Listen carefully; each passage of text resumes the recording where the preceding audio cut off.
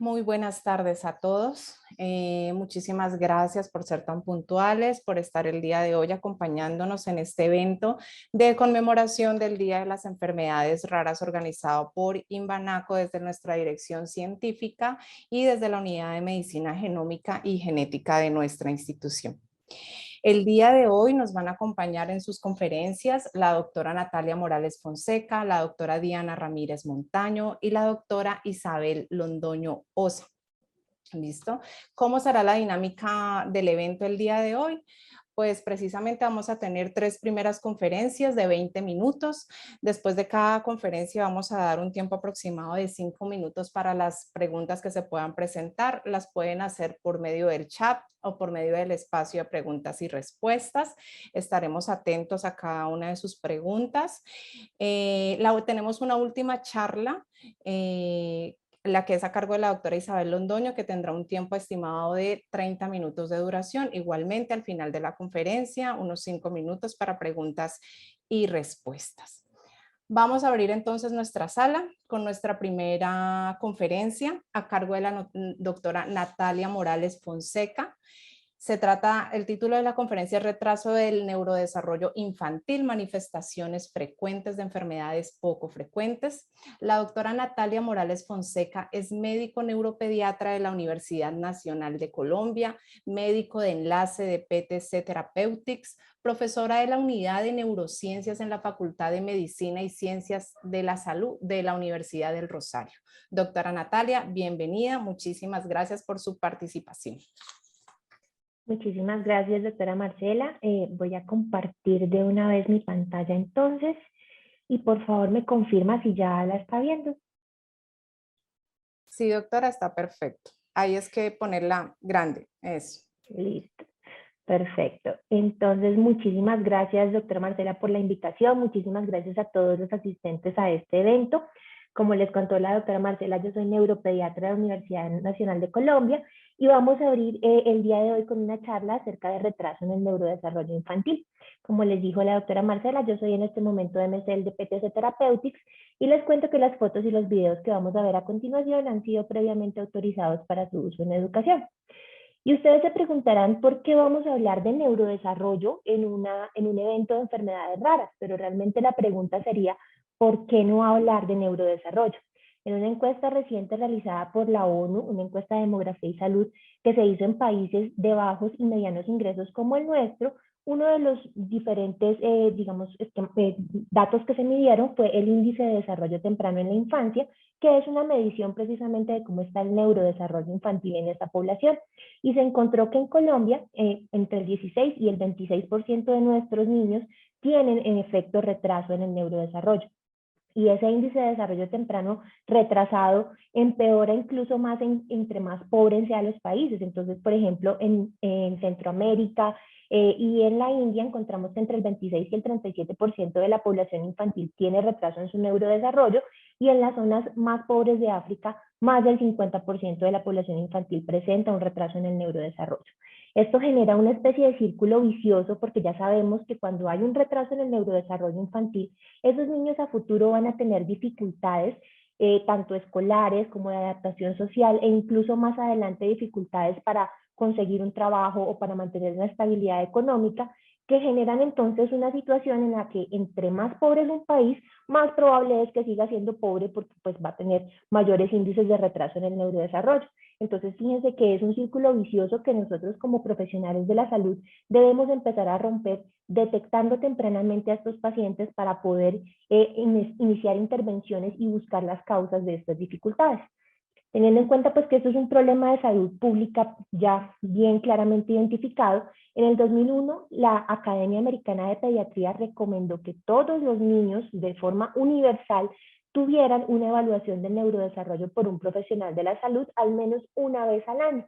Eso es una recomendación que se da no solamente para aquellos pacientes que consulten por tener un retraso en el neurodesarrollo, sino para todos los niños en general.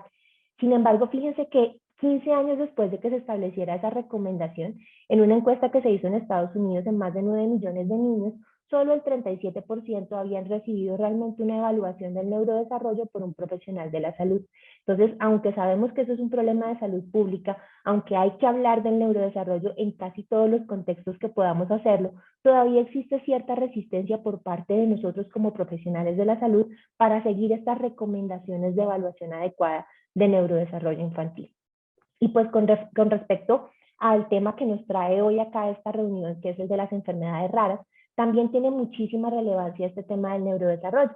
Ya sabemos que entre el 17 y el 47% de los niños que presentan un retraso global del desarrollo tienen en efecto una condición genética de base, o sea, la etiología de estos casos es genética.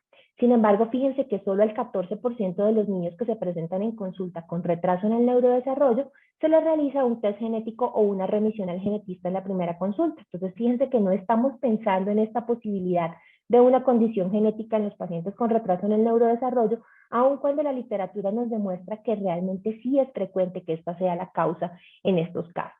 De hecho, en el 80% de los casos de los niños que tienen enfermedades neuromusculares, el primer motivo de consulta suele ser preocupaciones acerca del neurodesarrollo, el tono muscular, la fuerza o la coordinación. Pero desafortunadamente menos del 10% de los niños en general que presentan un retraso en el desarrollo motor reciben atención adecuada antes de los 2 años.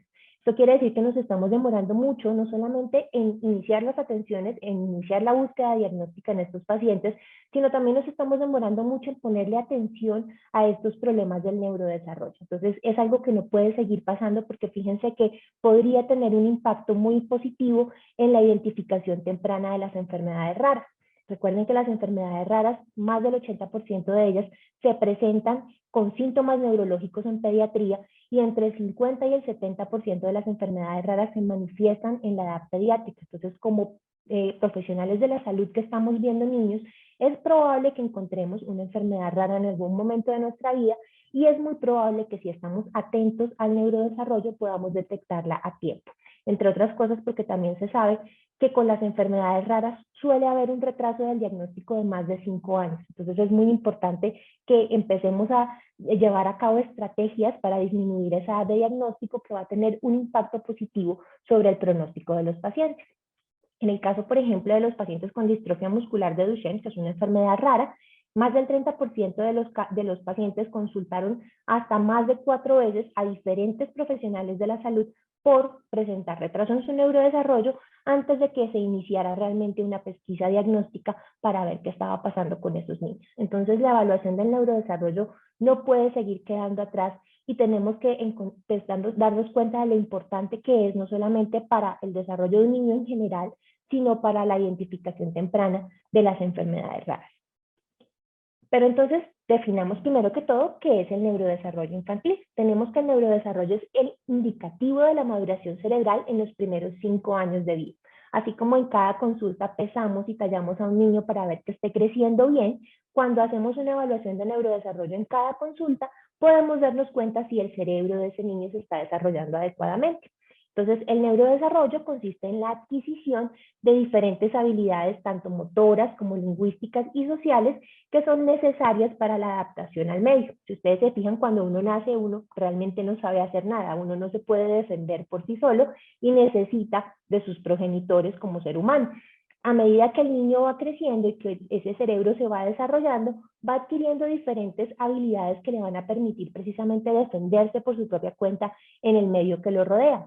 Y en esos primeros 5 años de vida se desarrollan habilidades que son básicas para que más adelante puedan generarse otras habilidades más complejas. Hay varias cosas pues, que pueden influir en este neurodesarrollo, dentro de ellas tenemos las patologías, pero ya hoy sabemos también que el medio ambiente y la estimulación que se le da al niño juegan un papel supremamente importante en el neurodesarrollo de todos los pacientes. Entonces es muy importante que en nuestra historia clínica, cuando estamos haciendo una evaluación de neurodesarrollo, preguntemos no solamente por los antecedentes patológicos, sino también por los antecedentes medioambientales y la estimulación de los niños. Entonces, al momento de evaluar el neurodesarrollo en un niño, hay que tener en cuenta que como son habilidades diferentes, cada habilidad, digamos que corresponde a dominios distintos del neurodesarrollo. Entonces vamos a tener 3 dominios principales: el dominio motor, el dominio del lenguaje y el dominio social. En estos tres dominios van a aparecer lo que llamamos los hitos del neurodesarrollo, que son precisamente esas habilidades que van ganando y que van apareciendo de forma dinámica a medida que cambia la edad del niño. Entonces vamos a empezar con habilidades muy simples que a medida que el niño va creciendo se van volviendo cada vez más complejas. Y es muy importante saber que las habilidades que se adquieren al principio, pues de alguna manera determinan la aparición o la capacidad de aparición de las siguientes habilidades. Es muy importante para nosotros conocer entonces cuáles son esas habilidades que el niño debe ganar en esos primeros 5 años de vida y sobre todo conocer cuáles son los rangos normales en los que esperamos que esas habilidades aparezcan. Eso es lo que llamamos los rangos de normalidad. No todos los niños se desarrollan al mismo tiempo y no todos aprenden a hacer todo al mismo tiempo, no todos aprenden a caminar al mismo tiempo o a hablar al mismo tiempo, pero sí tenemos unos rangos de edad en los que estadísticamente, viendo en la población sana cómo ocurren estas habilidades, esperamos que todos los niños se desarrollen. Por ejemplo, hay niños que empiezan a caminar más o menos a los 12 meses, hay otros que pueden empezar a caminar a los 13, a los 14 y máximo a los 15. Y ese es el rango, por ejemplo, para la marcha, entre los 12 y los 15 meses. Lo más importante para nosotros en el momento de hacer una evaluación de las banderas rojas o del retraso en el neurodesarrollo es conocer cuál es el límite superior de cada uno de esos rangos en cada una de esas habilidades para poder identificar cuando un niño no está alcanzando habilidades en el momento en que debería hacerlo. Entonces, para eso tenemos lo que llamamos las banderas rojas en el neurodesarrollo. Entonces, la primera bandera roja del neurodesarrollo motor la podemos encontrar a los 3 meses y consiste en que el niño no sea capaz de hacer un sostén cefálico adecuado. Entonces, cuando un niño a los 3 meses no ha logrado hacer un sostén cefálico, fíjense que desde muy temprano ya podemos decir que ese niño tiene un retraso en su desarrollo motor. Posteriormente, si a los 6 meses no logra hacer agarre con ambas manos, consideramos que el niño tiene un retraso en el desarrollo motor y si no logra balbucear todavía o hacer sonidos, consideramos que tiene un retraso en el desarrollo del lenguaje. La bandera roja para los 9 meses para el desarrollo motor es que no logre sentarse solo. Un niño por tarde a los 8 meses ya debe poder sentarse sin ningún tipo de apoyo. Si no logra hacerlo a los 9 meses, debemos considerar que tiene un retraso en el desarrollo motor. Y si a los 12 meses no ha dicho sus primeras palabras, debemos considerar que tiene un retraso en el desarrollo de su lenguaje. La bandera roja de los 16 meses para el desarrollo motor es que no logre caminar. Recuerden que dijimos que el rango normal para que un niño camine es entre los 12 y los 15 meses. Si llega a los 16 meses y él todavía no ha podido caminar sin apoyo, se considera que tiene un retraso en el desarrollo motor. Si a los 18 meses todavía no es capaz de comprender y seguir órdenes sencillas, por ejemplo, si yo le digo vamos, un niño a los 18 meses debe ser capaz de entenderme, levantarse y saber que me lo voy a llevar para algún lado, o si le digo toma, él sabe que le voy a entregar algo. Pero si a los 18 meses no sigue esas órdenes, tenemos una bandera roja para el neurodesarrollo del lenguaje. A los 24 meses la bandera roja para el desarrollo motor es que no sea capaz de correr y para el desarrollo del lenguaje es que no sea capaz de decir frases de 2 palabras. Ya para ese momento su vocabulario debe ser suficiente para poder construir frases cortas como mamá tete, mamá agua, usualmente expresando qué es lo que quiere. A los 36 meses, la bandera roja es que no sea capaz de subir escaleras de pie. Entonces, ¿por qué es importante identificar esto? ¿Y por qué hago tanto énfasis en la importancia pues, de estas banderas rojas? Previamente, la conducta inicial cuando había un retraso en el neurodesarrollo era una conducta expectante. Uno decía, bueno, esperemos a ver qué pasa con este niño. De pronto no caminó a los 16 meses, pero de pronto si le damos 2 mesecitos más puede que camine. Esa era la conducta que se tomaba y digamos que eso funcionaba en algunos casos porque hay casos, como les dije al principio, en los que el retraso del neurodesarrollo se debe, por ejemplo, a una falta de estimulación y simplemente estimulando al niño se puede recuperar ese hito perdido. Sin embargo, esa conducta ya no debe ser, y ya sabemos que no debe ser por varias cosas que hemos descubierto en el camino. La primera es que la conducta expectante no le sirve a todos los niños. No todos los niños mejoran simplemente esperando. Entonces, hay algunos pacientes que van a requerir intervención. De hecho, la mayoría de los pacientes van a requerir algún tipo de intervención por terapia. Por eso no debemos esperar en estos niños a que solitos resuelvan el problema de su hito no alcanzado. Otra cosa importantísima es que ya sabemos que aun cuando el paciente logre recuperar ese hito que no alcanzó a tiempo, a medida que va pasando el tiempo, el hecho de haber tenido un retraso en el neurodesarrollo puede condicionar a que más adelante ese niño tenga otro tipo de dificultades. Por ejemplo, un niño que se demora para hablar puede tener posteriormente en el colegio dificultades en la lectoescritura y eso lleva a un mayor porcentaje de fracaso escolar.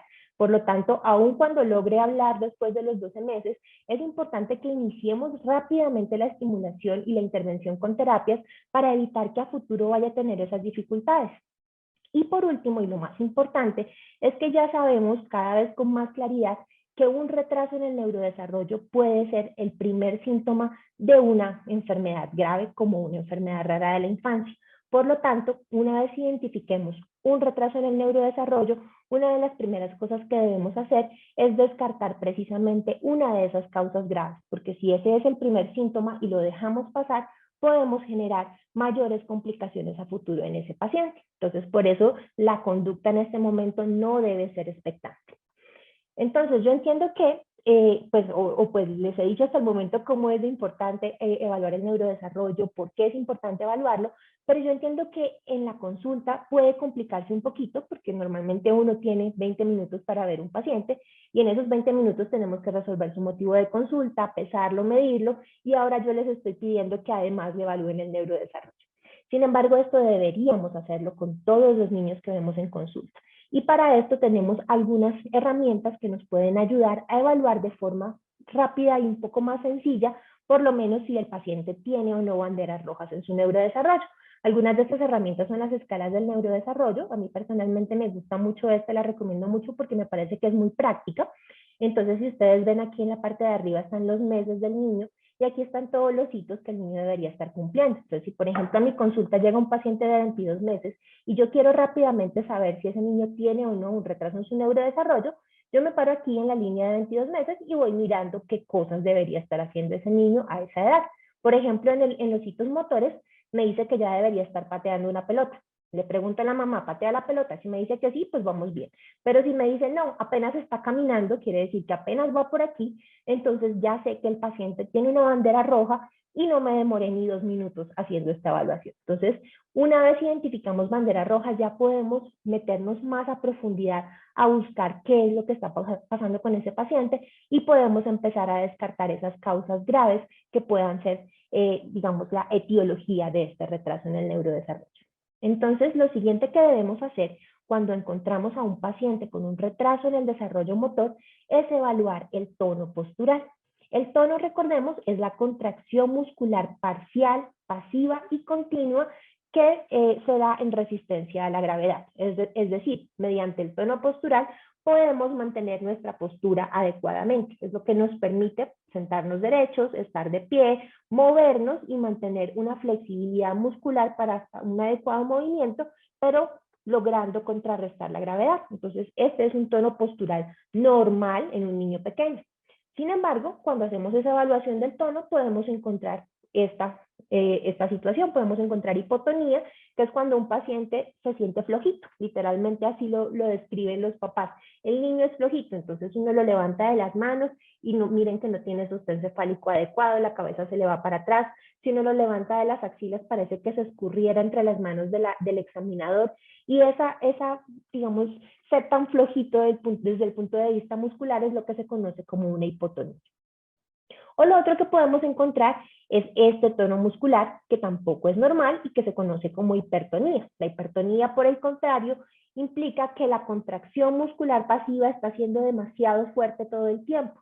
Eso hace que el paciente tenga dificultades para moverse y presente posturas un poco fijas. Entonces son esos niños que se acuestan o uno los acuesta en la camilla y se les forma como un arco en la espalda porque están como con la cabeza hacia atrás o mantienen con los brazos y las piernas muy estirados. Eso también es anormal y eso pues puede impedir la movilidad adecuada de un niño. Entonces, si nosotros tenemos un paciente con un retraso en el desarrollo motor y evaluamos su tono postural y encontramos hipotonía o hipertonía, eso nos puede ayudar mucho a saber qué tenemos que hacer desde el punto de vista de la pesquisa diagnóstica con ese paciente. ¿Por qué? Porque resulta que la hipotonía usualmente tiene una causa periférica. Cuando encontramos un niño hipotónico, probablemente su problema va a estar en los músculos, en los nervios periféricos o en la médula espinal. Entonces ya yo sé que si tengo un niño con retraso en el desarrollo motor y con hipotonía, lo primero que debo buscar es una causa en alguna de estas partes o en alguno de estos sitios. Mientras que si uno tiene un paciente con hipertonía, la causa en esos casos es central, es decir, en el sistema nervioso central, en el encéfalo. Por lo tanto, ahí lo primero que debería hacer es buscar una lesión del cerebro, del cerebelo, de alguna parte del encéfalo que pueda estar causando la hipertonía del paciente. Entonces, fíjense que es una herramienta clínica muy útil para poder dirigir nuestra búsqueda diagnóstica. De manera que lo que nos recomienda la Academia Americana de Pediatría en todos los casos de retraso en el desarrollo motor es que evaluemos el tono muscular. Independientemente del tono muscular que encontremos, lo que tenemos que hacer, lo primero que tenemos que hacer con un paciente que tiene retraso en el desarrollo motor es mandarlo tempranamente a terapia. Como les dije, la conducta ya no debe ser expectante, es una conducta en la que debemos intervenir rápidamente para poder ayudar a ese paciente a lograr esos hitos que no ha logrado todavía, por lo tanto hay que mandarlo inmediatamente a terapia.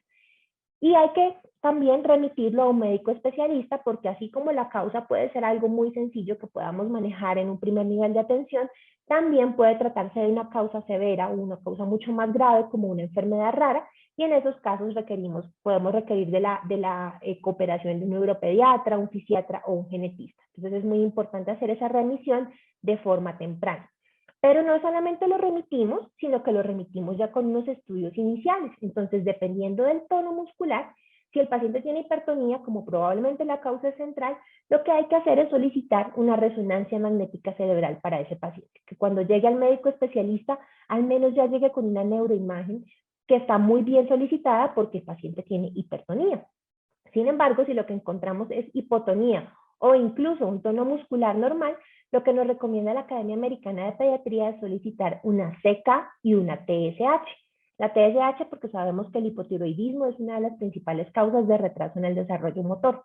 Y la CK porque resulta que la CK nos puede dar información de si esta causa de este retraso en el desarrollo es una distrofia muscular o una miopatía, que son de las enfermedades raras, son de las más severas que pueden causar retraso en el desarrollo motor. Entonces, con estos dos exámenes tan sencillos, podemos descartar dos de las causas más severas de retraso en el desarrollo motor en un niño con hipotonía o con tono muscular normal. Entonces, esto es algo que deberíamos hacer desde cualquier nivel de atención, no esperar a que el paciente llegue al especialista para que el especialista sea el que le solicite estos exámenes, sino que se haga desde lo más temprano posible.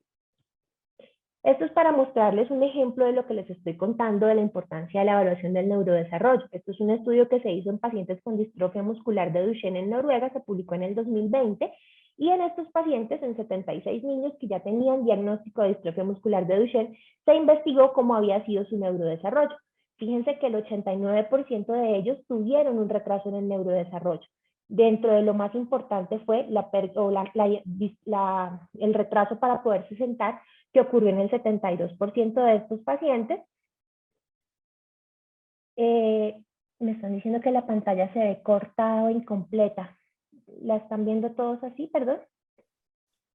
Yo la veo bien, doctora. Empieza por 76 niños con diagnóstico de distrofia y se muestra la gráfica. Perfecto. De pronto es algo del dispositivo de la persona que me escribió, qué pena. Bueno, disculpen la interrupción, pero quería saber si estaba todo bien. Entonces, como les contaba, de esos 76 niños, el 89% tenía retraso en su desarrollo motor. Uno de los primeros síntomas que se empezó a ver fue que se demoraron para sentarse. Acuérdense que les dije, un niño se debe sentar solo por tarde a los 8 meses, es decir, que desde muy temprano se pudo notar que había un retraso en el desarrollo motor. El 42% de estos pacientes tuvieron un retraso en la marcha y fue un retraso bastante severo. Estos niños con distrofia muscular de Duchenne empezaron a dar pasos solos hacia los 18 meses y caminaron solos ya sin necesidad de apoyo hacia los 36 meses. Entonces imagínense, eso fue prácticamente año y medio de retraso en la marcha normal de lo que esperamos en un niño con un neurodesarrollo normal. Y algunos de los pacientes presentaron incluso desde los 2 a los 3 meses dificultades ya en el sostén cefálico. Entonces, si estuviéramos muy atentos realmente a estos síntomas de retraso en el neurodesarrollo, podríamos diagnosticar una enfermedad como la distrofia muscular de Duchenne de forma muy temprana, porque resulta que en la distrofia muscular de Duchenne, por ejemplo, es una de las enfermedades en las que la CK se eleva muchísimo. Imagínense, si uno le hiciera una CK a un niño que se está demorando en sentarse y la encuentra elevada, la encuentra por encima de 7.000, de 8.000, de 10.000, inmediatamente puede hacer enseguida la prueba molecular y confirmar que el niño tiene Duchenne y hacer un diagnóstico desde muy temprano. En este momento la edad de diagnóstico a nivel mundial de la distrofia muscular de Duchenne es de aproximadamente 5 años. En Colombia es de 9.45 años, o sea que aquí estamos haciendo el diagnóstico cuando el niño está grandísimo y cuando hemos tenido ya muchísimos síntomas previos.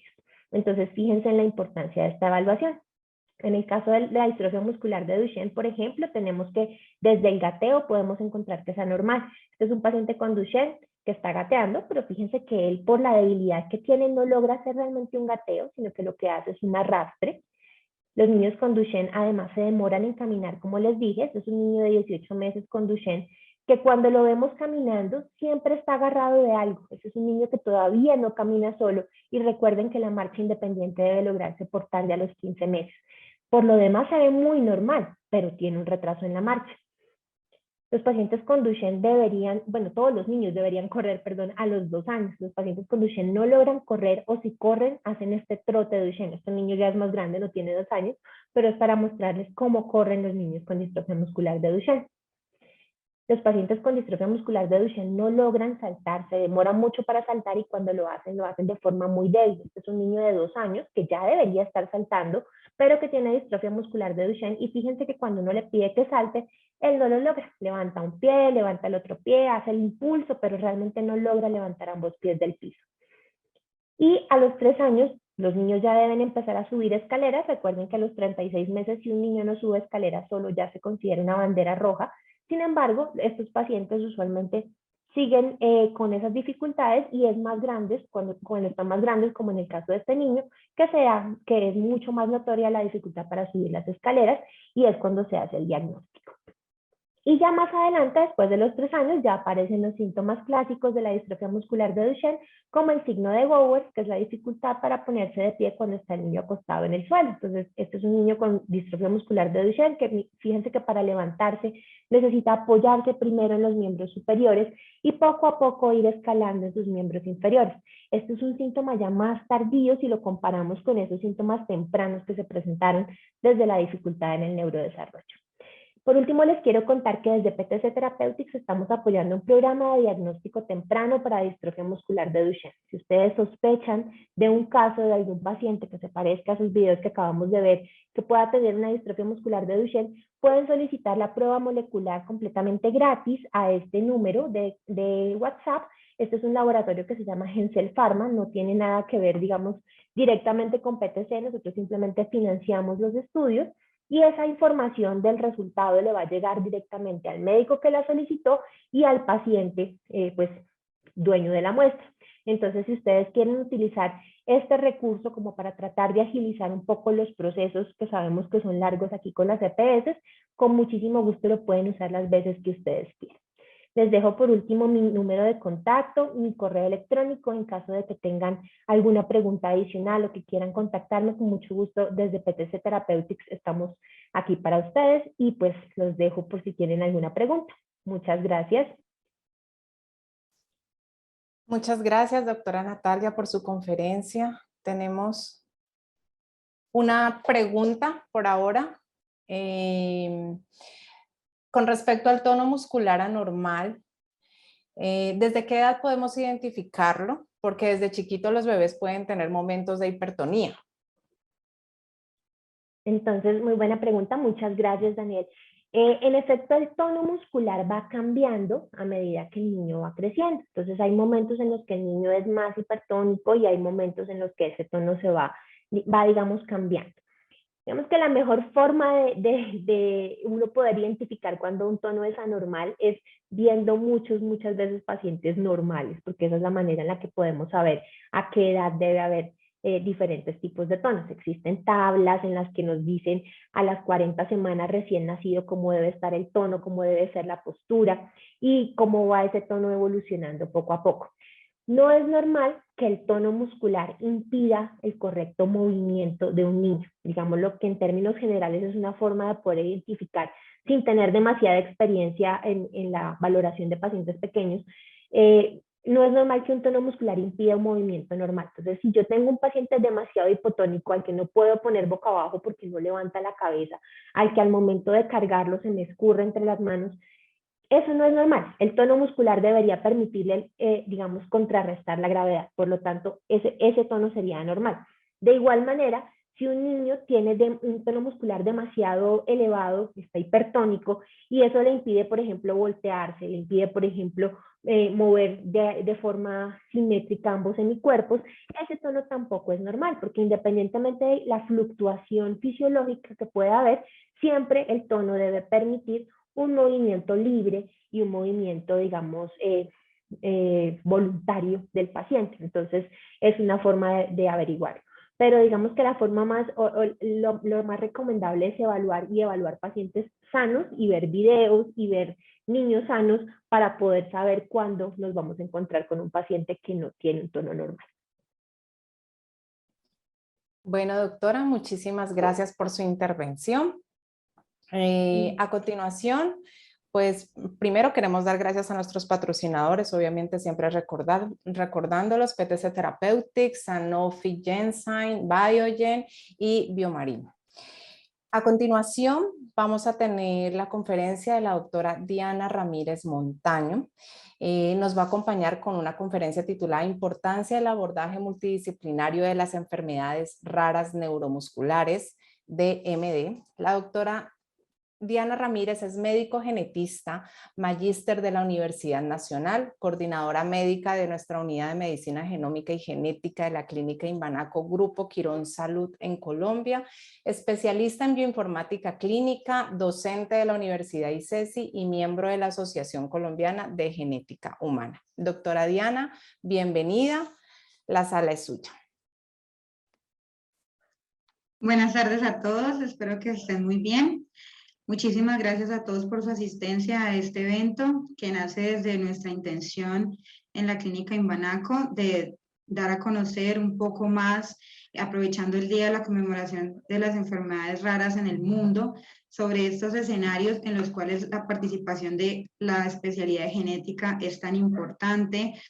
Y agradeciendo la charla anterior y a la doctora Natalia por su excelente conocimiento que ha compartido con nosotros el día de hoy. Creo que siempre estaremos hablando de la importancia de detectar a tiempo retrasos del neurodesarrollo que puede llevarnos a sospechar precisamente el tema del día de hoy, que es las enfermedades raras neuromusculares. Aprovecho este espacio para indicar que el próximo miércoles continuaremos hablando de este grupo de patologías y que lo haremos desde el escenario de otro grupo de enfermedades que son las enfermedades de depósito lisosomal, entonces todos cordialmente invitados también para el día miércoles.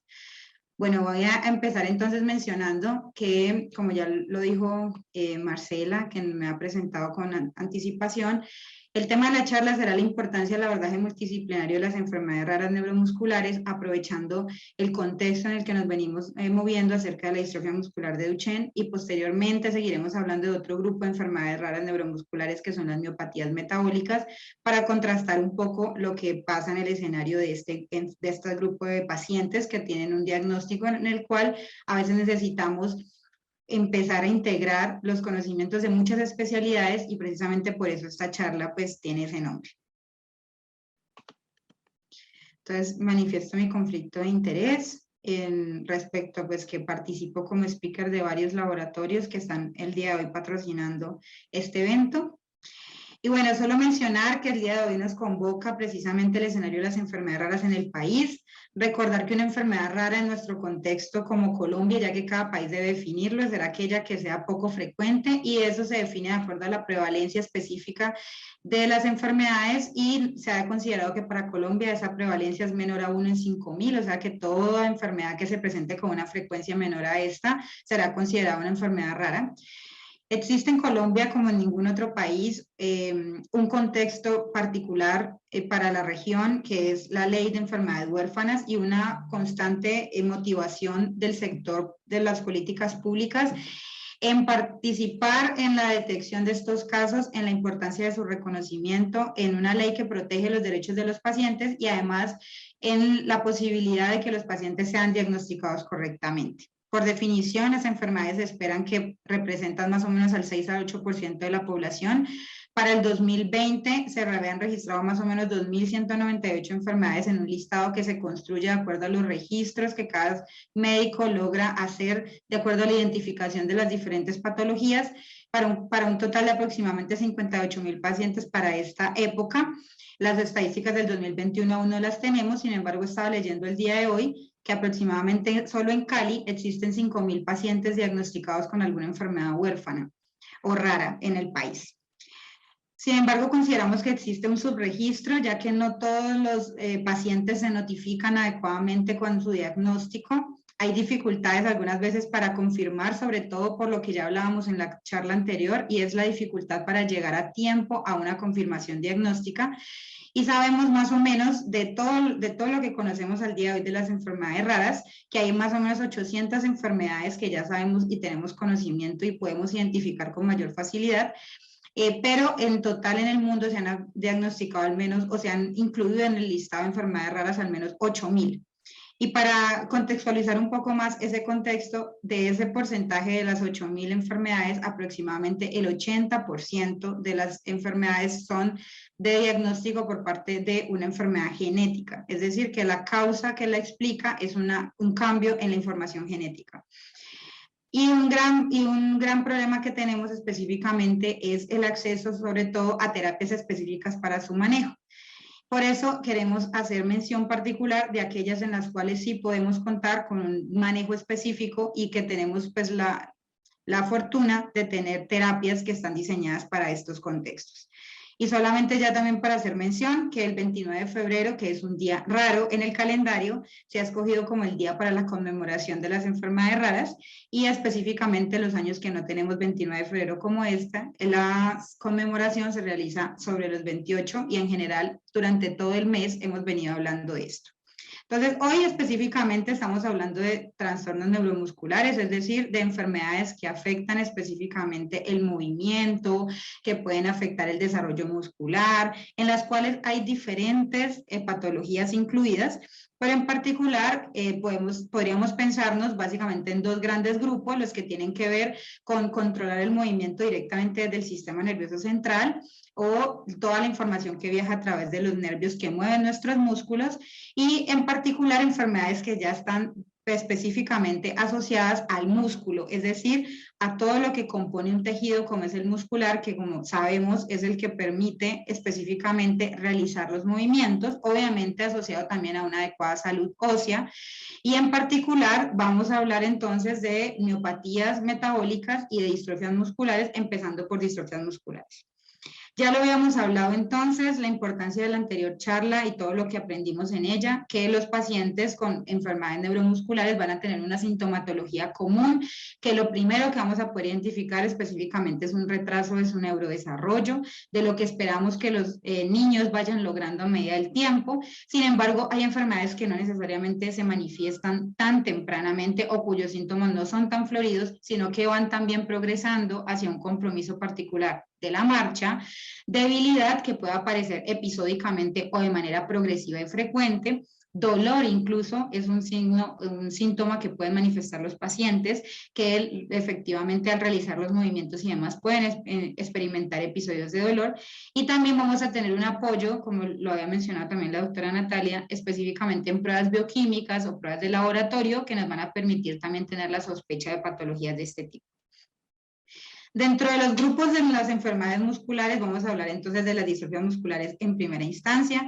Son enfermedades hereditarias que se relacionan con cambios puntuales en algunos genes específicos de la información genética, aparecen desde la edad infantil y por definición son progresivas y pueden variar desde formas leves, en las cuales siempre va a haber una elevación de específicamente el marcador bioquímico, que es la creatinina quinasa, pero también van a tener posiblemente signos más evidentes de enfermedad, como en casos más severos, como una atrofia progresiva de los músculos, falta de reflejos, incluso una apariencia como agrandada de los músculos en compensación con esa falta de tejido, que vamos a ver qué es lo que caracteriza estas enfermedades. Y definitivamente entonces lo que vamos a tener es un conjunto de criterios que deben cumplirse para sospechar la patología, en los cuales el primero será entonces que se compromete de manera primaria el músculo. En este caso lo que hay es una degeneración, una destrucción del tejido que tiene una base genética que podemos confirmar a través de pruebas específicas, el curso progresivo, y que debido a que el músculo no se puede como reemplazar a sí mismo por tejido muscular, sino que si se destruye pues no se puede recuperar, vamos a tener entonces un reemplazo del tejido muscular por cicatrices que básicamente corresponden a tejido fibroso que reemplazan entonces el músculo que originalmente estaba allí. Dentro del contexto pues, de la epidemiología, siempre me gusta mencionar que en Colombia no tenemos estadísticas precisas de las patologías. Sin embargo, la distrofia muscular de Duchenne, que es una de las de tipo de distrofias, sería la forma más severa de la distrofia muscular, o sea, como en el espectro de la enfermedad, lo que les estaba mencionando, vamos a tener que sería la más grave y sería la más común de este grupo de enfermedades. La incidencia se ha estimado en 1 de cada 3.600 niños hombres nacidos vivos. ¿Y por qué hablamos de niños hombres? Pues porque tienen una forma particular de herencia que se llama herencia recesiva ligada al cromosoma X, en la cual las mujeres debido a que tenemos 2 cromosomas X en nuestra información genética, portamos la enfermedad, sin embargo no la manifestamos, y los hombres que solo tienen un cromosoma X, ya que son XY en su complemento cromosómico, sí manifiestan la enfermedad porque la enfermedad la tienen en el único X que ellos tienen. Por lo tanto, los niños van a nacer de mujeres, madres sanas, que no están afectadas por definición, y se ha identificado en todas las poblaciones a lo largo del mundo, y su primera descripción data desde 1861 por el doctor Duchenne. Esto es lo que les mencionaba. Entonces, definitivamente, cuando nos adentramos a entender lo que pasa a nivel de la enfermedad, vamos a tener una fibra muscular en apariencia sana, que tiene toda una serie de proteínas que se requieren para movilizar esa fibra, de las cuales destaca esta, que es la distrofina, que es una de las proteínas más grandes de todos los seres humanos. Se ha descrito como uno de los genes también más grandes de la humanidad. Y la distrofina, pues, requiere específicamente para su función adecuada, estar adecuadamente sintetizada, lo cual pues no ocurre en las distrofias musculares, en particular en Duchenne, porque el gen que permite que se configure esa proteína, pues tiene unos cambios que hace que se altere finalmente la producción final de esa proteína, por lo cual va a estar comprometido el músculo, y al movimiento muscular, y al intentar realizar el movimiento, lo que vamos a tener es una destrucción de esa fibra específicamente. Entonces, lo que más vamos a ver en el caso de la distrofina, para que no se genere esta proteína, es que hace falta un pedazo de información. Le falta información para la producción adecuada de la proteína, lo que se va a manifestar finalmente en los síntomas, que ya lo hemos venido mencionando, inicialmente una fatiga, una debilidad muscular que avanza hasta que compromete por completo la marcha. Vamos a tener que antes de evidenciar el compromiso final de la marcha, se manifiestan los pacientes con caídas frecuentes, una debilidad rápidamente progresiva que evidenciamos desde el desarrollo neuromuscular temprano, una pérdida de la marcha finalmente antes de los 12 años es lo que se ha descrito, y como el corazón también tiene músculo, se va a manifestar también con compromiso cardíaco, normalmente hacia los 18 años, compromiso de la musculatura respiratoria, que es la que permite inflar nuestro tórax para poder respirar adecuadamente, lo que lleva a que la muerte ocurra tempranamente, usualmente antes de la tercera década de la vida, sin un tratamiento específico. Entonces, importante lo que hemos venido mencionando: para identificar cualquier patología rara, lo primero que tenemos que hacer es conocer lo más frecuente que podemos tener en los pacientes. Si tenemos un paciente con retraso del neurodesarrollo, primero hay que descartar lo que ya habíamos mencionado anticipadamente, pero luego entonces empezar a pensar en estas condiciones no tan frecuentes y conocer cómo se desarrolla la historia natural, porque tienen cursos atípicos las enfermedades. Entonces vamos a tener 42% con retraso del poder sentarse o marchar. Luego vamos a tener dificultades también de aprendizajes y problemas de lenguaje asociados en un porcentaje bajo de la población. Normalmente la debilidad proximal, y avanza entonces hacia esta maniobra de Gowers que ya vimos en el video anterior, en el cual los pacientes, para poder levantarse del piso, requieren utilizar musculatura accesoria, no solamente sus piernas, y podemos ver entonces que las pantorrillas se ven incrementadas de tamaño, muy firmes a la palpación, incluso pueden llegar a ser dolorosas. Entonces, reconocer todos estos síntomas en general y ver al paciente como un ser que está manifestando diferentes cosas y que probablemente para cada una de esas manifestaciones esté yendo un médico diferente, es lo que realmente estamos tratando entonces de cambiar en el panorama del abordaje de las enfermedades raras, y es entender que los pacientes requieren que los médicos entendamos específicamente, y todos los profesionales de la salud que estamos al cuidado de los pacientes, entendamos de la importancia de tener una visión más integral de la enfermedad y de empezar a reconocer cosas que aparentemente son aisladas, pero que al integrarse nos dan una visión más completa de una patología y puede llegar a ser un cambio en ese paradigma para llegar a un diagnóstico. Cuando tenemos entonces ya todos los síntomas y se sospecha específicamente, lo primero que deberíamos hacer entonces sería empezar a mirar esas pruebas bioquímicas que son de fácil acceso y finalmente acceder a pruebas moleculares que son también ya muy claramente definidas, que básicamente consisten en estudiar el gen específico. Como les mencionaba, las distrofias musculares se asocian a genes específicos que tienen participación en la formación de la fibra muscular, y si se encuentra la mutación o no, pues se puede hacer el diagnóstico confirmatorio y proceder entonces a pensar en cómo yo abordo la terapia de esos pacientes. Entonces, ¿cómo manejar una enfermedad por un grupo multidisciplinario o interdisciplinario, que es realmente como quisiéramos que se comportaran estas enfermedades? Pues recordar que el paciente entonces está comprometido en varias esferas. Vamos a inicialmente detectarlo por un compromiso neurológico y el movimiento, pero luego definitivamente esa falta de movimiento y ese compromiso muscular comprometen otras cosas como la aparición de enfermedad en el corazón. Si uno no se mueve, sus huesos también empiezan a perder salud, entonces podemos tener una disminución de la densidad del hueso y riesgo de fracturas, y adicionalmente a los pacientes se les dan unos medicamentos que son esteroides, que ya de por sí favorecen que esos procesos ocurran, y el proceso respiratorio. Entonces, en este particular contexto, mencionarles que desde la clínica estamos integrando entonces la importancia de esos conceptos interdisciplinarios y el trabajo grupal.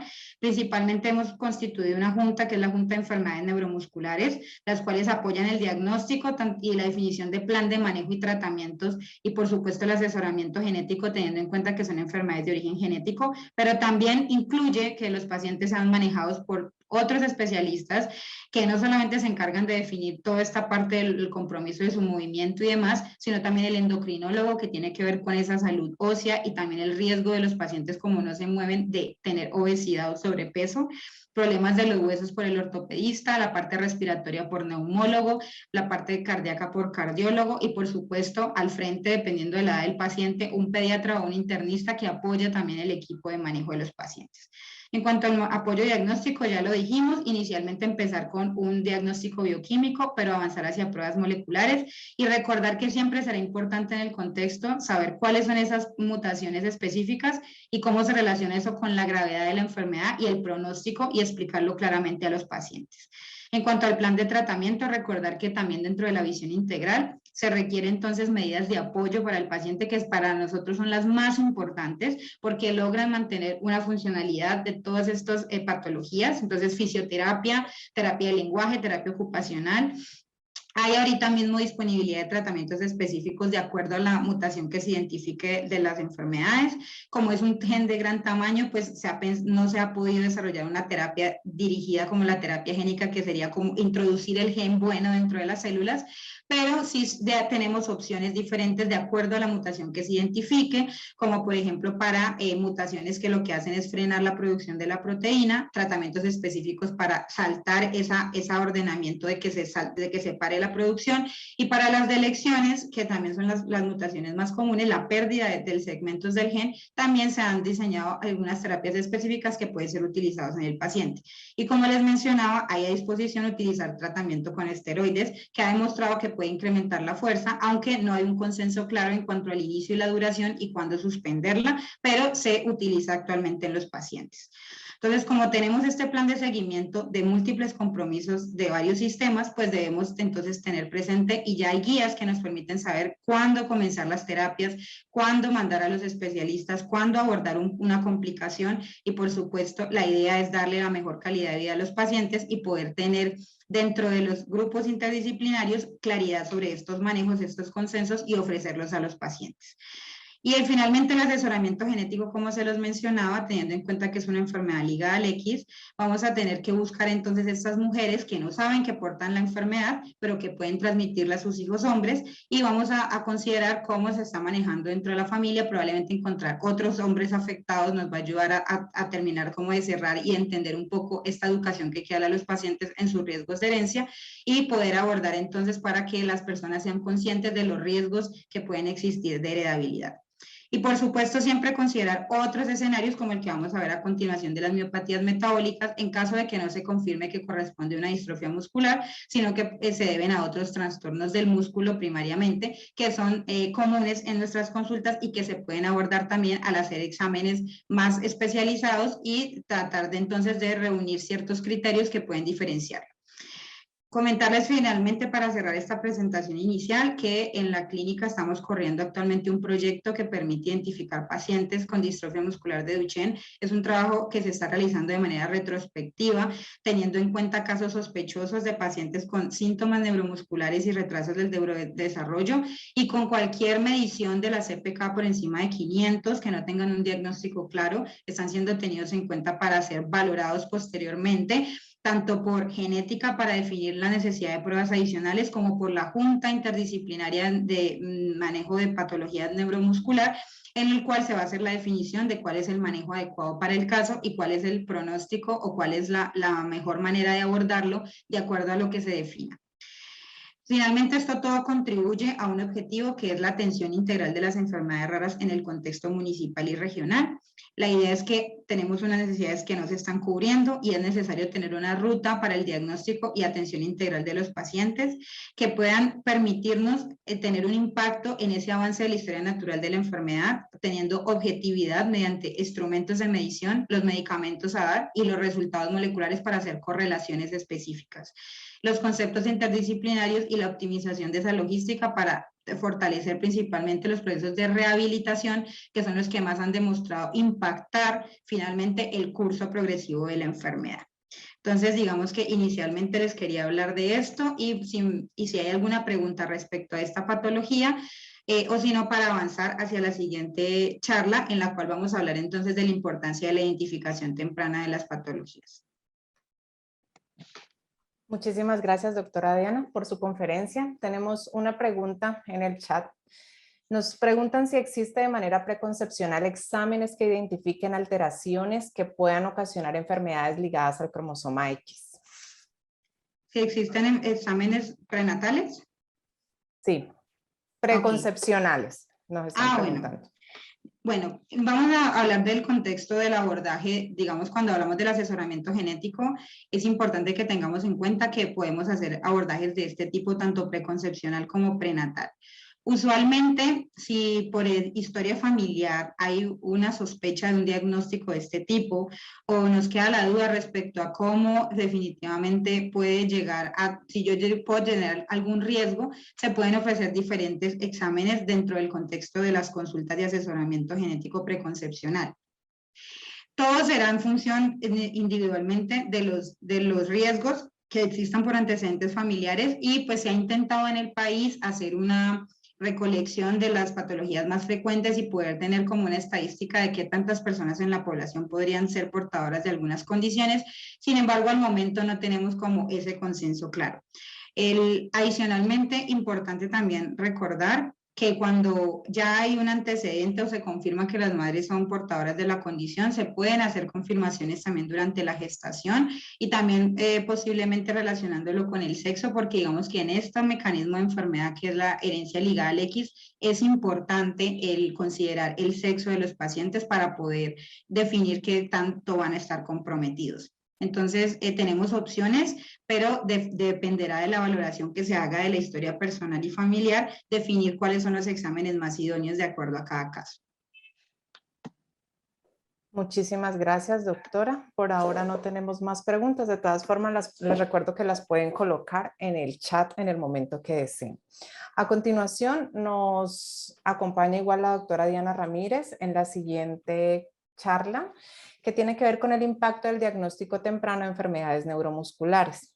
Damos especial agradecimiento a nuestro patrocinador Sanofi Genzyme, igualmente a PTC Therapeutics, Biogen y Biomarin. Doctora Diana, puede seguir con su conferencia. Bueno, entonces ya haciendo la recopilación final de por qué estamos hablando primero de neurodesarrollo, después de manejos interdisciplinarios, pero vamos entonces a ver cómo impacta realmente hacer un diagnóstico temprano en una enfermedad neuromuscular. Nuevamente manifiesto mi conflicto de interés y ya hemos hablado entonces de las enfermedades raras en Colombia, por lo cual no me voy a detener nuevamente en lo mismo. En este caso, entonces, vamos a hablar del grupo de miopatías metabólicas, que también son condiciones hereditarias, que se heredan de una manera diferente, pero que nos sirven para hacer diagnósticos diferenciales de la condición que vimos anteriormente, que sería la distrofia muscular. Específicamente, es difícil diferenciar los grupos de enfermedades porque vamos a tener las mismas manifestaciones, sin embargo, van a ocurrir de una manera distinta. Y eso es parte de estar comentando acerca de estas patologías que nos vamos a dar cuenta de cómo inciden en el curso de la enfermedad, porque las manifestaciones se van a dar de una manera un poco más floridas en las miopatías. El dolor, por ejemplo, la debilidad puede aparecer más tardíamente, pero definitivamente el compromiso de la marcha es algo común. No va a ser tan severo como una distrofia muscular, pero las miopatías también tienden a comprometer la marcha de los pacientes y en algunos casos se ha evidenciado que hay formas severas que tienen un compromiso muy importante. Entonces, estas también son enfermedades de la edad infantil, progresivas, que comprometen específicamente la funcionalidad del músculo y que se caracterizan por formas de inicio temprano versus tardío. Al hablar de miopatías metabólicas, vamos a recordar entonces que existen específicamente algunas proteínas que son importantes para producir energía y la mayoría de la energía se requiere precisamente en los grupos musculares que son los que van a permitir el movimiento corporal. Para que los músculos funcionen adecuadamente necesitamos un buen aporte de azúcares principalmente, entonces para eso nosotros degradamos una molécula que es como la que nos ayuda a tener reservas de azúcar, que es el glicógeno, pero también utilizamos energía de los lípidos y de unas estructuras que son las mitocondrias, que son las que nos ayudan a producir energía. En cualquiera de esos procesos metabólicos que no ocurra bien, el músculo se va a ver comprometido para finalmente funcionar. Y debido a que tienen esta base bioquímica, pues también lo podemos identificar a través de genética y como una gran diferenciación por estos grupos de enfermedades, estas patologías son de herencia autosómica recesiva, lo cual significa que para que una enfermedad de este tipo se presente, se requiere que dos padres tengan mutaciones específicas de la enfermedad para que se manifiesten finalmente en un individuo las dos mutaciones y podamos tener la aparición de la misma. Vamos a hablar específicamente dentro de las miopatías metabólicas de la glicogenosis, que son las patologías más frecuentes de este grupo, que incluyen un grupo variado de enfermedades, de las cuales la que más conocemos y la que más tenemos registro de que podemos específicamente identificarlo, es la enfermedad de Pompe o la glucogenosis tipo 2, la cual se caracteriza por unas formas diferentes de manifestación de las patologías, una forma como de inicio temprano, que se presenta antes del año y que se manifiesta principalmente con un compromiso cardíaco, niños que nacen con su corazón grande, que manifiestan debilidad, hipotonía y que por su forma severa de afectación normalmente fallecen durante el primer año. Otra forma de enfermedad que se manifiesta como una miopatía más parecido a una distrofia muscular que se presenta durante la edad preescolar y escolar, también con un compromiso muy importante de la marcha de los pacientes y un compromiso respiratorio que finalmente también puede llevarlos a tener muchas complicaciones para su desempeño. Y una forma que aparece más en la adolescencia o la vida adulta, en la cual hay una miopatía que no es tan severa, pero que normalmente compromete y se parece más a otro grupo de distrofia muscular que se llama la distrofia muscular cintura-miembro, que lo que hace es comprometer usualmente la musculatura proximal y que se caracteriza también por episodios de dolor, de inflamación de los músculos, que se van entonces a evidenciar como dolores episódicos. Y ocasionalmente, dependiendo de la mutación específica de los pacientes y de algunos cuadros progresivos, puede evolucionar hasta el compromiso respiratorio. Aquí para que veamos un poquito, el glicógeno normalmente lo que se hace es que se desramifica, o sea, se degrada por unas estructuras que son los lisosomas. y que para poder entonces tener este proceso de degradación se requiere de unas enzimas que lo que ayudan es a partir como en fragmentos más pequeños el glucógeno, y que cuando no tenemos específicamente la enzima, vamos entonces a tener fragmentos muy grandes que no van a ser posibles de degradar de forma idónea y se van a acumular dentro de los lisosomas. Aquí para que veamos que hay 13 formas descritas de enfermedad. Hay unas formas muy leves que solo se manifiestan como intolerancia al ejercicio, por ejemplo, o mioglobinuria, que es la presenta entonces de mioglobina en la orina, que es una proteína pues que nos indica que hay una destrucción muscular o que hay un compromiso muscular, y definitivamente pues como tenemos en cuenta que el músculo pues debido a que necesita estas reservas de energía se va a ver muy comprometido. Esta es una enfermedad entonces de depósito lisosomal que ya les dije tiene una forma temprana, una forma tardía, y que vamos a entonces normalmente a tener dificultades porque usualmente siempre se está pensando en que las formas tempranas son las más comunes y de pronto se buscan un poco más en la actualidad, pero las formas tardías de enfermedad que van a aparecer de manera por encima de los 12 años usualmente, tienen un retraso en el diagnóstico de hasta 6 años. Los pacientes pueden empezar a manifestar síntomas de manera más temprana, pero no se identifican, y como no compromete de manera muy significativa el músculo cardíaco, normalmente pasan desapercibidas. Se requiere entonces sospechar para hacer una actividad enzimática específica. En este caso, la enzima es la GAA, que la podemos tamizar también bioquímicamente y que ocasionalmente en algunos casos que tengamos dudas podríamos tener necesidad de hacer la confirmación molecular. E importante también aquí tener en cuenta que esta enfermedad se convierte en un diagnóstico diferencial de otras formas de enfermedad que puedan también cursar con elevación de la CK, de la creatinina quinasa, y con alteraciones inespecíficas, usualmente, por ejemplo, cefaleas a repetición o una intolerancia al ejercicio, pero episódica, no siempre. Entonces puede confundirnos y puede hacer que no se diagnostique de una manera precisa. Se estima que estas enfermedades son mucho menos frecuentes que la que vimos anteriormente, usualmente 1 en 40,000 pacientes, y de todo tipo de mutaciones en el gen que produce la enzima.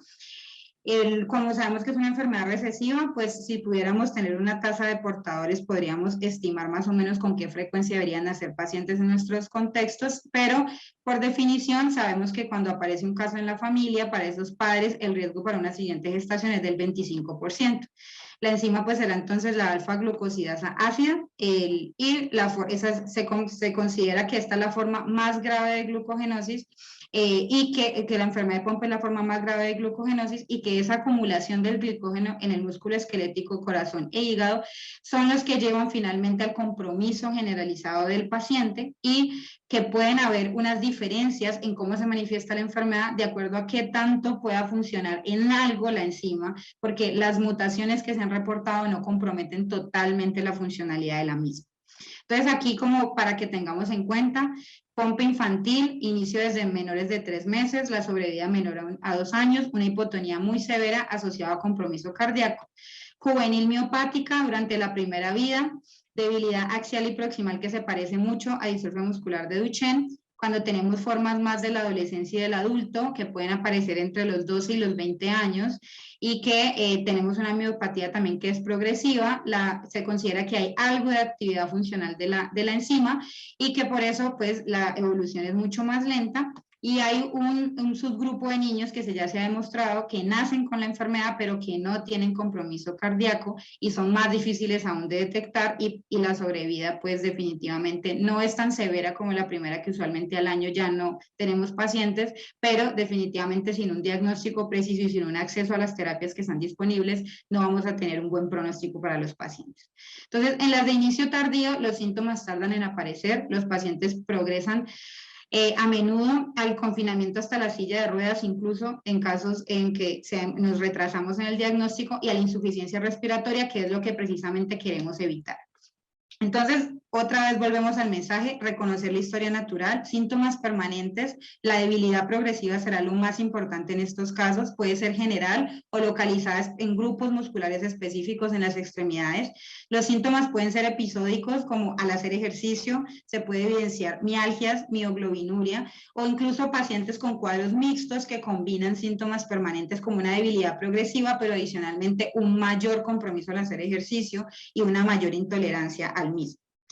Y aquí solamente para recordar que normalmente entonces, dependiendo de la capacidad que tengamos de identificar estas formas infantiles o de la vida adulta y conocer un poquito cómo es que realmente va progresando la enfermedad, podríamos entonces tener un impacto verdadero en la progresión de evitar que los pacientes lleguen al uso de ventilador o la silla de ruedas, a un daño irreversible muscular y la muerte, teniendo en cuenta que POMPE es una enfermedad que tiene un tratamiento específico, que es el reemplazo de la enzima deficiente para los pacientes. Y de hecho vamos a tener dentro de poco acceso a una terapia específica para formas tardías.